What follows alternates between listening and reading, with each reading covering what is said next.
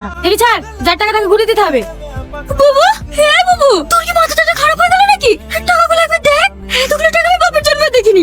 এই টাকা খোয়া দেবো না বাবু, মরে গেলে দেবো না। চুপ করবি, যা তাড়াতাড়ি স্কুল যা। এরকম করিস নি বাবু, একবার ভালো করে ভেবে দেখ। গেলি আল্লাহ টাকাগুলো দিলে বড়লোক হয়ে লাগি, আর লোককে দিয়ে দেবে। জীবনে বড়লোক হতে পারবে নাকি? ভিখারি ভিখারি থেকে যাবে। মনে কর আর কোথায় কোথায় গেছিলি? একবার ছেড়ে 3 বার খুঁজলাম, আশেপাশেও জিজ্ঞাসা করেছি, কেউ কিছু বলতে পারছে না। ও টাকা আর পাওয়া যাবে নাকি? ও টাকার আশা ছাড়ি দাও। রাস্তায় 10 টাকা পড়ে পেলে কেউ স্বীকার করে না তো 10 লাখ টাকা। হায়, টাকা দেখলে কাঠের পুতুলে হা করে। টাকাটা সত্যি হতে পড়ে গেছে না লুকিয়ে রেখেছে সেটাকে আমরা বুঝতে পারবো? পুলিশের হাতে তুলে দাও, আপনি টাকা বেরিয়ে আসবে। কে বলেছে তোকে এই পাগলকে ব্যাগ দিতে? ও নিজের প্যান্ট সামলাতে পারে না, টাকার ব্যাগ কি করে সামলাবে? আমি ভাইকে বলেছি কিন্তু অতবার ব্যাগ আমাকে দিও না। এই তুই চুপ কর।